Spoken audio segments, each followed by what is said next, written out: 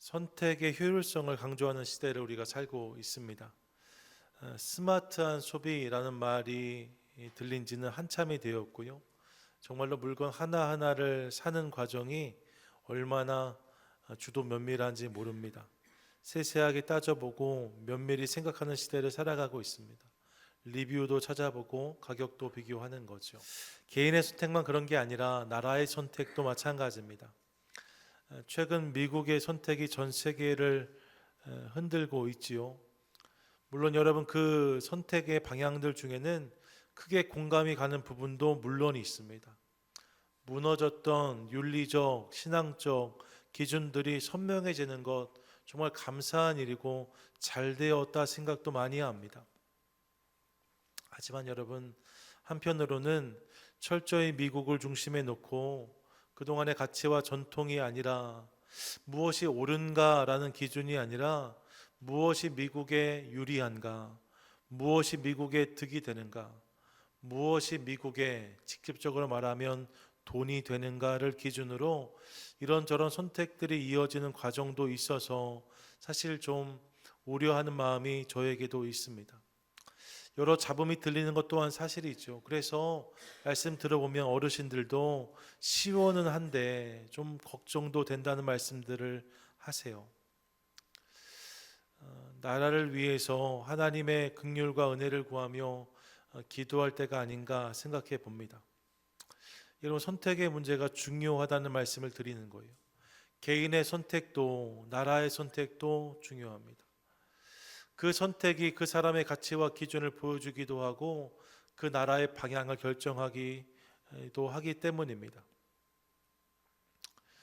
그리고 여러분 우리는 기본적으로 선택을 할 때 그 선택이 어떤 결과를 낳는다라는 기본적인 전제를 가지고 있어요. 그래서 내 선택이 이후의 결정을 담보한다고 생각하기 때문에 좋은 선택과 나쁜 선택이 정해져 있다라고 여기고 그 선택에 집중하는 우리 모습을 볼 때가 있는 거죠. 오늘날 우리만 그런 것이 아니라 구약 성경에서도 보면 그래서 제사장의 에봇에 두 돌을 넣어 두었다 하잖아요. 우림과 둠빔을 두어서 하나님 뜻을 묻기도 하였다라고 성경은 말씀합니다. 선택의 문제가 중요하기 때문에 결정에 앞서서 그분의 뜻을 물으려 했던 모습이 그들에게도 있었다는 거지요. 선택이 그만큼 중요한데 그렇게 생각하면 저는 오늘 본문의 시작이 사실 조금은 서운합니다. 14절 전반절 보세요. 이렇게 말씀해요. 롯이 아브람을 떠난 후에 여호와께서 아브람에게 이르시되, 롯이 아브람을 떠난 뒤에 하나님이 아브람에게 말씀하셨다는 거예요. 근데 여러분 이게 저에게 서운함이 된다는 거죠. 왜 이 일이 서운한 일인가? 앞에 배경을 좀 설명드릴 필요가 있습니다. 12장부터를 생각해 보시면 12장에서 갈대아 우르를 떠나서 아브람이 가나안에 도착하지요. 그런데 그 땅에서 기근을 만났다 합니다. 어려운 결정을 하고 고향을 떠나서 먼 곳을 향해 왔는데 그 땅에서 어려움을 당하게 된 거예요. 이로 인해서 애굽으로 내려가게 되었는데 그 땅에서도 아브라함이 아내를 빼앗기는 참담한 일을 경험하게 되었습니다. 약속의 땅에 왔는데 이후에 그의 삶 가운데 찾아온 시련과 고난이 있었대요. 그러면 흔한 이민자의 고민이죠. 그 선택이 옳았던 것일까? 내가 지금 여기까지 온 것이 맞나? 이런 생각 얼마든지 했었을 수 있습니다. 아브람도 이민자니까요. 하지만 하나님이 그들을 위해서 일하셨고 이로 말미암아 결국 하나님은 그들을 가나안으로 돌아오게 하세요. 기근과 어려움 가운데 애굽으로 갔던 아브람과 사레가 그렇게 가나안으로 돌아오게 된 거죠. 그렇게 돌아온 모습이 13장에 소개되어지는데 이 13장의 첫 자리를 보면 성경은 이렇게 말씀합니다. 1절과 2절인데 같이 한번 읽습니다. 시작.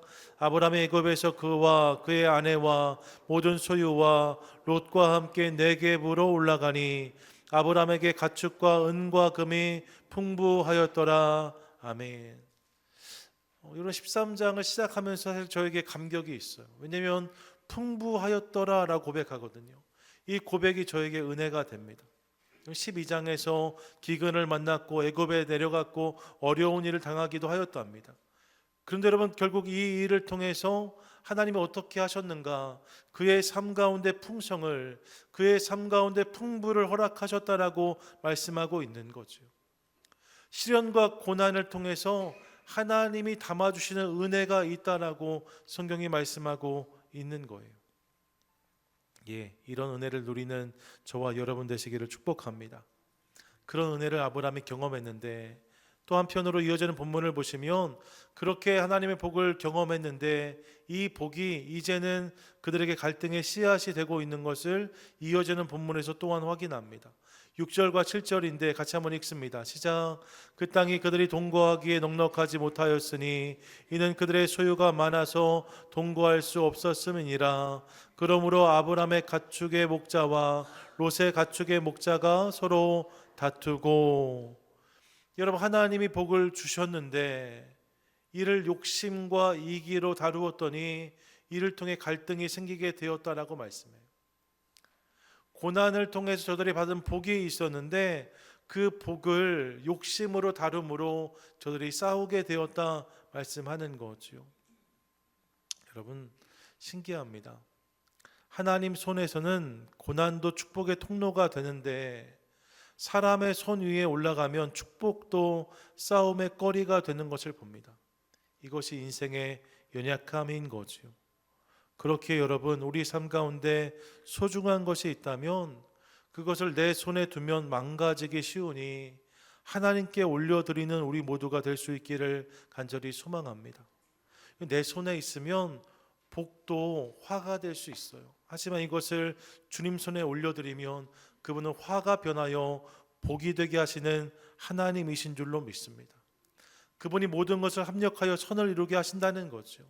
그 주님을 신뢰하며 날마다 우리의 삶을 그분께 맡겨드리는 복된 성도, 복된 인생 저와 여러분 되시기를 축복합니다. 아멘. 다시 본론으로 돌아오면 여러분, 그렇게 저들이 갈등하게 되었대요. 이 갈등으로 말미암아 이제 저들이 갈라지게 되었습니다. 양떼를 또 숫떼를 먹어야 되는데 풀은 한정돼 있고 다툼이 일어났으니까 할 수 없이 서로 갈라지게 된 거죠. 갈대 우르에서부터 아브람과 롯이 함께 여기까지 왔는데 이제는 서로 다른 땅에서 머물 수밖에 없게 된 거예요. 이제 서로 다른 땅을 향해서 이동해야 합니다. 그렇게 이제 어디로 가야 될지 결정을 해야 되는 순간이죠. 그러면 저들의 눈앞에 있는 땅은 어떤 땅들이었을까? 본문 10절은 이렇게 말씀하는데 10절 같이 한번 읽겠습니다. 시작. 이에 롯이 눈을 들어 유단 지역을 바라본즉 수알까지 온 땅에 물이 넉넉하니 여호와께서 소돔과 고모라를 멸하시기 전이었으므로 여호와의 동산 같고 애굽 땅과 같았더라. 아멘. 먼저 여러분, 한쪽의 땅의 모습을 설명하고 있어요. 근데 이 모습을 성경은 세 가지로 규정합니다. 물이 넉넉했다, 여호와의 동산 같았다, 그리고 애굽 땅처럼 보였다라고 말씀해요. 다 무슨 말을 하는 거냐? 살기에 너무나 좋은 땅이었다는 거예요. 가축을 치기에 너무나 합당한 땅이었다는 거예요. 여러분, 정말로 매력적인 땅이 이 땅이었던 것 같습니다. 그런 땅이 한쪽에 있었다는 거죠. 그러면 반대쪽 땅은 어땠는가? 근데 문제는 반대쪽 땅은 그렇지 않았다는 거예요. 지도를 잠깐 볼까요? 지도를 보시면 이게 요즘의 지도인데요. 사해라고 되어져 있는 부분에 이렇게 염전이 있고 왼쪽 위를 보시면 다 광야고요. 오른쪽 하단으로 물이 좀 있는 것이 보이실 텐데 이건 지금 이제 사해가 염도가 많아진 다음의 그림이고요. 다음 사진 볼까요? 옛날 지도를 보면 이런 느낌이었을 텐데 아직 사해가 염도가 높아지기 전입니다. 주변에 초지가 있는 것이 보이지요. 우측에 보이시는 파란색 물이 있고 초지가 있는 땅, 이게 한쪽의 땅이고 다른 한쪽은 왼쪽의 땅인 거예요. 황토색으로 되어져 있는 땅 말입니다. 초지를 찾아보기 어려운 땅, 풀보다 돌이 많고 물을 찾기 어려운 땅, 이것이 반대쪽 땅의 모습이라고 말씀드릴 수 있습니다. 그러니까 이 두 땅이 저들에게 주어져 있는 거죠. 이제 서로 다른 땅을 향해 출발해야 되는데 한쪽은 너무 좋은 땅이고 한쪽은 전혀 그렇지 않은 땅이었다는 말입니다. 이게 한쪽은 짬뽕이고 한쪽은 짜장면이 아니에요. 한쪽은 탕수육이고 한쪽은 단무지인 거예요. 비교가 안 되는 선택 아니겠습니까? 이런 상황에서 이제 땅을 정해야 되는 거예요. 중요한 선택을 해야 되는데 양쪽의 땅이 너무 달랐다 합니다. 그리고 여러분 바로 이 장면에서 아브라함은 우리가 볼 때 너무나 이상한 선택을 해요. 이 본문 9절인데 본문 9절 같이 한번 읽습니다. 시작. 내 앞에 온 땅에 있지 아니하냐 나를 떠나가라. 내가 좌하면 나는 우하고 내가 우하면 나는 좌하리라. 아멘. 뭐라고 말합니까? 내가 좌하면 나는 우하고 내가 우하면 나는 좌하겠다라고 말합니다. 여러분 지금 좌냐 우냐가 중요한 게 아니에요. 뭘 말하는 겁니까? 네가 결정하라는 거예요. 난 무조건 따르겠다라고 말하고 있는 거죠. 짬뽕 짜장이 아니라고 말씀드렸잖아요. 단무지하고 탕수육입니다. 근데 여러분 당신이 탕수육하면 난 단무지로 충분하다. 이게 어떻게 설명이 되는 이야기겠어요? 순간 곁에 있던 사례가 아브라함의 옆구리를 쿡 찌르면서 째려보지 않았을까 싶습니다. 당신 지금 무슨 말 하는 거예요? 이런 생각 말입니다.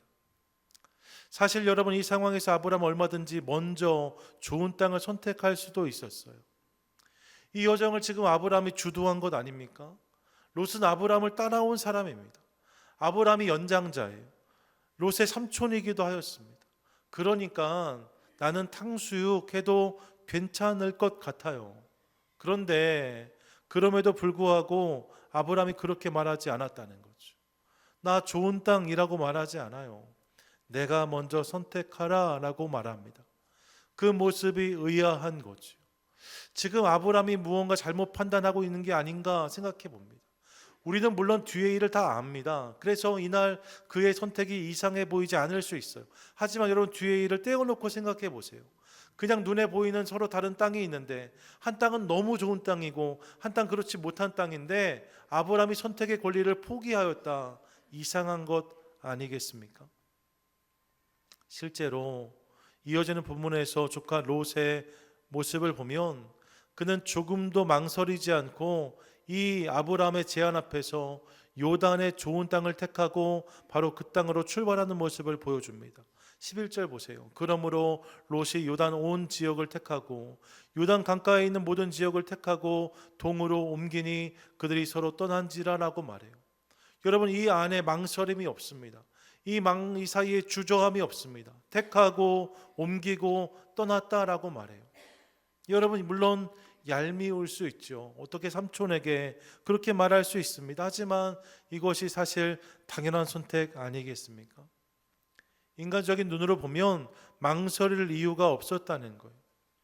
아브라함도 이런 선택을 했어야 하는 것이 아닌가 싶은 마음이 듭니다. 그런 일들이 앞에 있었던 거죠. 그리고 나서 만나는 본문이 본문 14절인 거예요. 14절 절반을 다시 한번 볼까요? 이렇게 말씀하는 거죠. 롯이 아브라함을 떠난 후에 여호와께서 아브라함에게 이르시되 라고 말씀하는 거예요. 이 모든 일들이 지났어요. 이제 땅이 다 결정되어지고 롯이 떠났답니다. 근데 그리고 나서 하나님이 아브라함을 찾아오셨다라고 말씀하고 있는 거죠.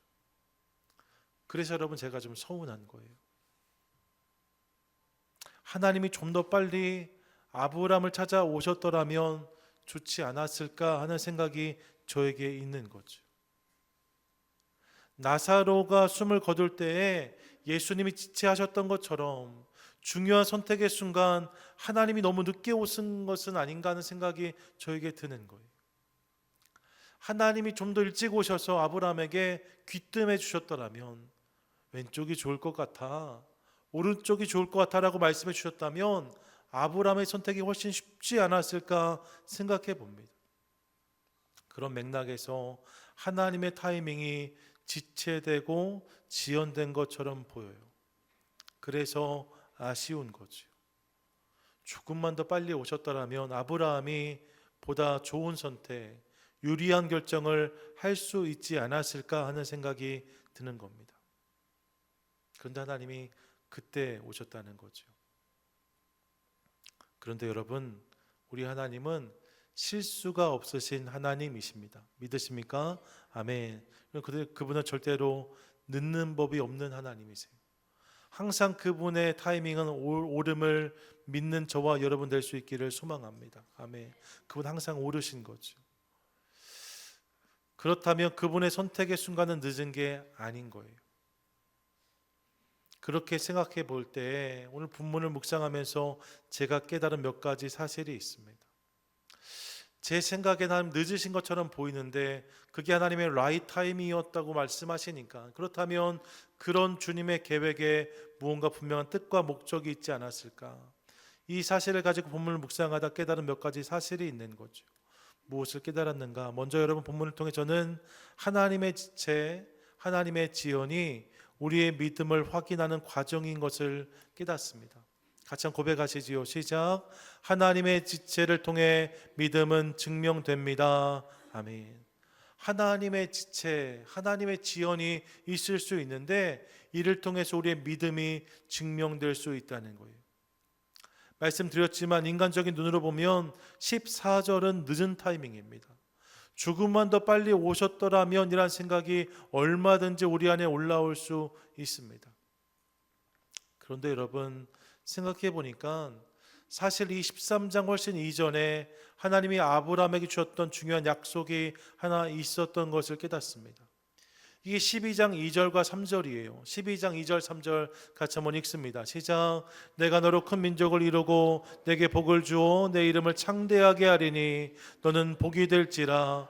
너를 축복하는 자에게는 내가 복을 내리고 너를 저주하는 자에게는 내가 저주하리니 땅의 모든 족속이 너로 말미암아 복을 얻을 것이라 하신지라. 아멘. 이 본문을 보시면 하나님은 아브라함에게 내가 너를 복되게 하겠다라고 말씀하세요. 땅을 통해서 내가 복을 받을 것이다 라고 말씀하지 않으시고 반대로 너를 통해서, 너로 말미암아 그들이, 그 땅이 복을 받을 것이라고 말씀하십니다. 이것이 하나님이 아브라함에게 주셨던 약속이었어요. 무엇입니까? 어떤 땅을 선택하는가가 복의 기준이 아니었다는 거예요. 복의 근원이 땅이 아닌 하나님이시기 때문에 어떤 땅을 선택하는지가 중요한 게 아니라 내가 하나님 말씀을 부여잡고 그분의 약속을 믿음으로 붙잡고 있으면 주님께서 나를 복되게 하신다는 약속을 아브라함이 받은 거죠. 그 약속을 향한 믿음이 아브라함에게 있었다는 거예요. 이렇게 생각하니 이제 아브라함의 이상한 선택을 이해할 수 있을 것 같습니다. 여러분, 그날 그의 선택은 효율적인 선택이 아니었습니다. 합리적인 선택도 아니었습니다. 현실적인 선택도 아니었습니다. 그런데 여러분, 그의 선택은 믿음의 선택이었던 것을 깨달아요. 오직 믿음으로만 가능한 선택, 이것이 아브라함의 그날의 선택이고 고백이었다는 거죠. 하나님은 당신의 지체를 통해서 아브라함의 이 믿음을 드러내고 계셨다는 것입니다.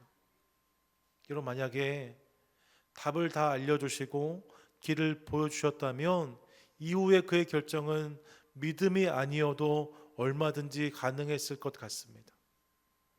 왼쪽으로 가라, 오른쪽으로 가라 하면 앞서 주신 약속에 대한 믿음이 없어도 아브라함은 얼마든지 쉽게 움직일 수 있었을 거예요.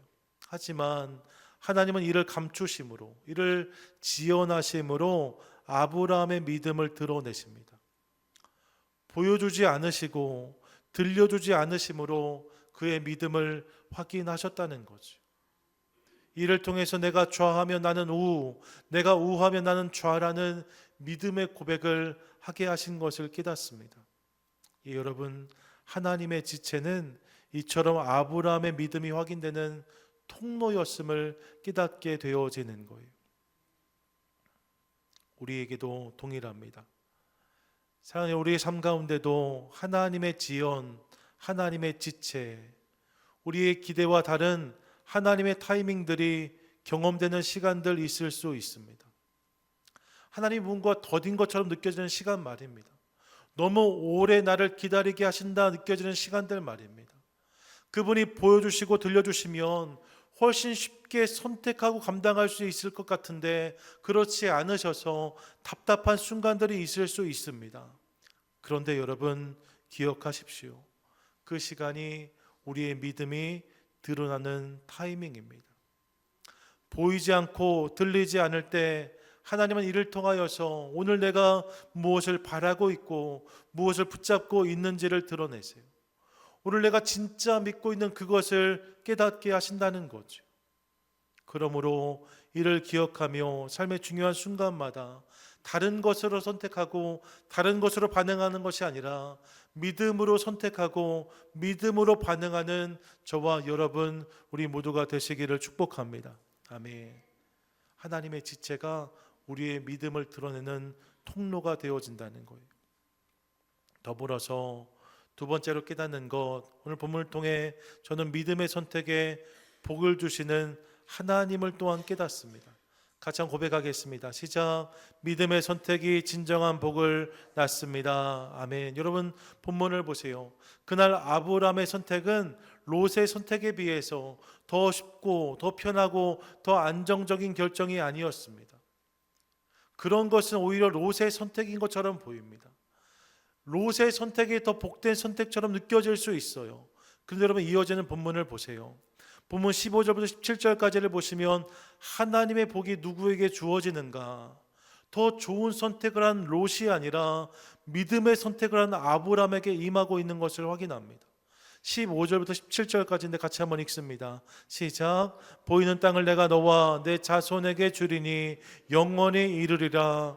내가 내 자손이 땅의 티끌 같게 하리니 사람이 땅의 티끌을 능히 셀 수 있을진데 내 자손도 세리라.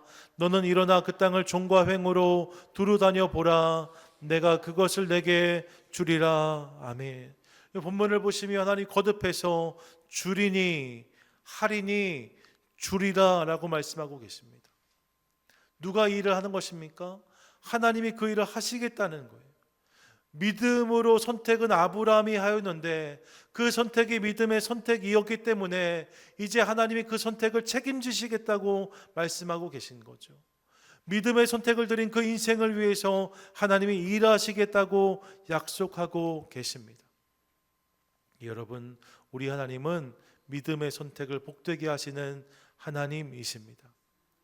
믿음의 선택이 어렵고 때론 초라하고 때론 손해보는 것처럼 보일 수 있습니다. 하지만 여러분 기억하세요. 하나님은 그 믿음의 선택을 결국 아름답게 하시는 하나님이십니다. 모든 것을 알지 못하고 모든 것을 보지 못할지라도 믿음으로 걸어가는 인생 가운데 하나님은 당신의 은혜를 부어주신다는 거죠. 이 주님을 신뢰하는 저와 여러분 될 수 있기를 소망합니다. 다니엘의 친구들을 기억해 보세요. 다니엘 3장을 기억해 보시면 느부갓네살 왕이 금신상을 만들고 절하라는 명령이 떨어집니다.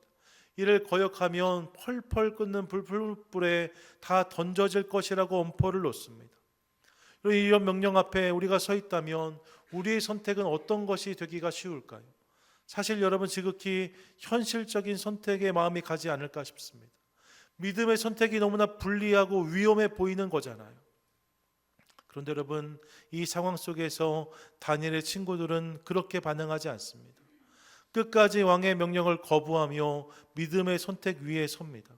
그리고 우리가 너무나 잘 아는 것처럼 그리 아니하실지라도, 다니엘 3장 18절이죠. 그렇게 하지 아니하실지라도 라고 고백하는 그들의 고백을 통해서 하나님을 향한 그들의 무한한 신뢰와 믿음을 드러냅니다. 그 결과 일이 어떻게 되었습니까? 풀무의 불이 맹렬하였지만 결국 그 불이 결코 그들을 해하지 못했다라고 성경은 말씀하고 있습니다. 오히려 그 불을 통하여서 그들을 지키시고 보호하시는 하나님이 드러나게 되었고 이를 통해서 하나님이 큰 영광을 받으셨다라고 성경은 증언합니다. 그 땅의 모든 이들이 하나님을 깨닫고 고백하게 되었다라고 말씀하고 있는 거예요. 믿음의 선택 가운데 하나님이 당신의 역사를 이렇게 담아 주신다는 거죠. 여러분, 믿음의 선택은 그런 선택입니다. 당장은 그렇지 않아 보여도, 당장은 위험해 보이고 어려워 보여도 결국 하나님의 은혜, 하나님의 복, 하나님의 역사를 경험하는 선택이 믿음의 선택인 줄로 믿습니다. 그래서 히브리서 11장 6절은 이렇게 말씀해요. 믿음이 없이는 하나님을 기쁘시게 하지 못하나니.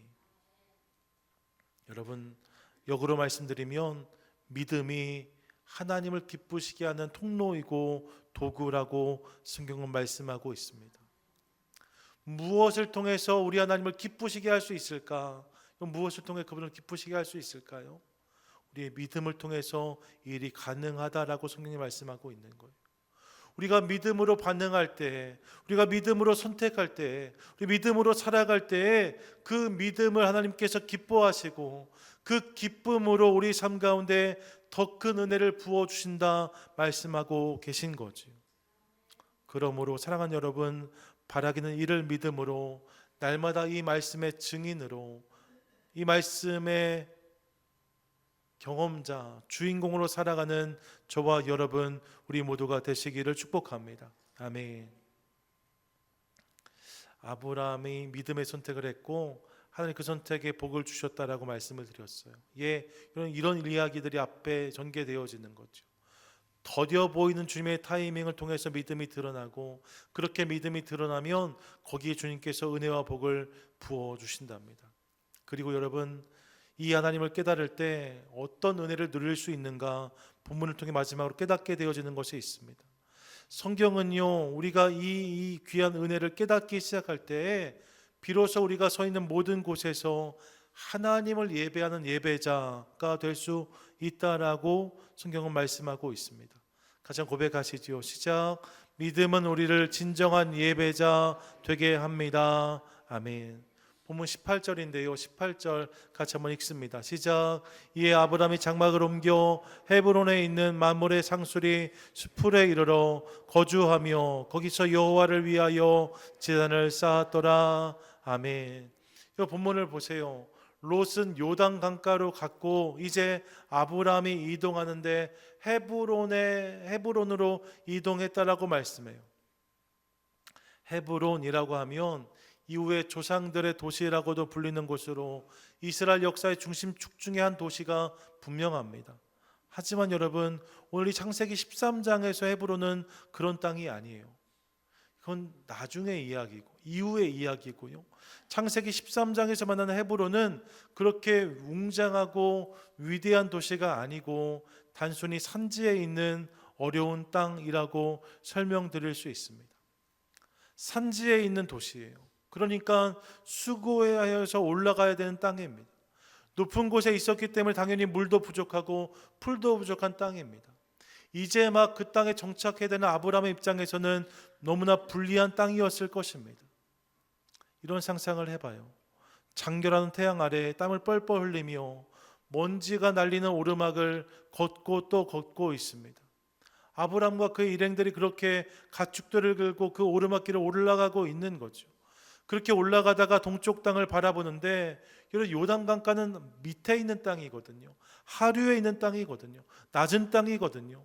훨씬 더 쉬운 길을 통해서 희희낙낙 푸른 초장으로 이동하고 있는 롯의 무리가 멀리 눈에 들어오기 시작해요. 지금 자신은 땀을 뻘뻘 흘리면서 고생하며 어려운 땅을 가고 있는데 너무나 쉽게 너무나 좋은 땅으로 가고 있는 롯이 눈에 들어왔다는 거죠. 생각해보면 인간적인 마음에 서운하거나 섭섭하지 않았을까 싶습니다. 시기가 올라올 수도 있고 후회가 찾아올 수도 있는 상황이 그의 상황이 아니었을까 싶습니다. 그런데 여러분, 본문을 보시면 헤브론에 도착한 다음 그는 푸념하거나 원망하지 않습니다. 어떻게 반응하는가? 18절 하반절 보세요. 거기서 여호와를 위하여 제단을 쌓았더라 라고 말씀합니다. 어렵게 왔어요. 어려운 땅에 왔어요. 그런데 그곳에서 아브라함이 어떻게 반응했는가? 제단을 쌓았다라고 말씀해요. 뭐예요? 그곳에서 그가 예배했다는 것입니다. 눈에 보여지는 상황과 현실은 훨씬 불리하고 불편한 것이었어요. 하지만 여러분, 이것이 그의 믿음의 선택이었고 이 선택을 주님께서 주장하신다는 믿음이 그에게 있었더니 그 소망으로 그 땅에서 그는 기꺼이 하나님을 예배했다라고 말씀하고 있는 거죠. 여러분, 믿음으로 사는 자는 어느 곳에서도 예배할 수 있다고 저는 믿습니다. 눈에 보이는 상황과 현실이 힘들고 어려울지라도 여러분 그곳에서도 우리가 하나님이 믿어지고 그분을 향한 신뢰와 확신이 내 안에 있다면 우린 예배자로 살아갈 수 있습니다. 우리의 기대, 우리의 바람과 다른 일들을 만날지라도 거기에서도 여전히 하나님 바라볼 수 있다는 거예요. 왜냐하면 거기에서도 일하실 하나님 그분을 신뢰하기 때문입니다. 그러므로 사랑하는 여러분, 이 믿음으로 부르신 모든 곳에서 예배하는 저와 여러분 우리 모두가 되시기를 축복합니다. 여러분, 푸른 초지 쉬운 땅이 아니어도 힘들고 어려운 고지로를 부르실지라도 그 땅에서 예배하는 우리 될 수 있기를 소망합니다. 그때 하나님께서 당신의 놀라운 이야기를 우리 삶과 담아주실 줄 믿습니다. 아멘. 말씀을 정리하시지요. 사랑하는 여러분, 오늘 이 시간 성경은 이 말씀을 통해 우리 모두를 믿음의 자리로 초대하고 있습니다. 하나님을 향한 믿음을 가지고 세상이 권하고 세상이 쫓아가는 선택을 넘어서 믿음의 선택을 드리라고 우리에게 요구하고 있어요. 우리의 선명한 선택의 기준이 다른 것 아니라 믿음이 되어야 된다라고 말씀합니다. 하나님의 지연이 이 믿음이 드러난 도구라고 말씀하는 거죠. 그리고 여러분, 이 믿음의 선택, 이 믿음의 결정이 우리 삶과 담기기 시작할 때에 하나님이 그 선택과 결정 가운데 은혜를 부어주셔서 세상에서 경험할 수 없는 놀라운 일들이 우리 삶 가운데 펼쳐지게 될 것이라고 성경은 말씀하고 있습니다. 그리고 이 하나님이 진실로 믿어질 때에 오늘 내 삶의 모든 자리에서 우리는 예배자로 살아갈 수 있다 성경이 말씀하고 있어요. 저는 이것이 저와 여러분 우리 모두의 이야기 될 수 있기를 간절히 소망합니다. 오늘도 주님 우리 가운데 바로 이 믿음, 이 선택, 이 예배를 원하십니다. 바라기 날마다 믿음의 선택을 드리고 하나님 소망하는 것을 통하여서 부르신 모든 곳에서 예배자로 살아가는 복된 성도와 교회 우리 모두 되시기를 주님의 이름으로 간절히 축원드립니다. 아멘. 아멘.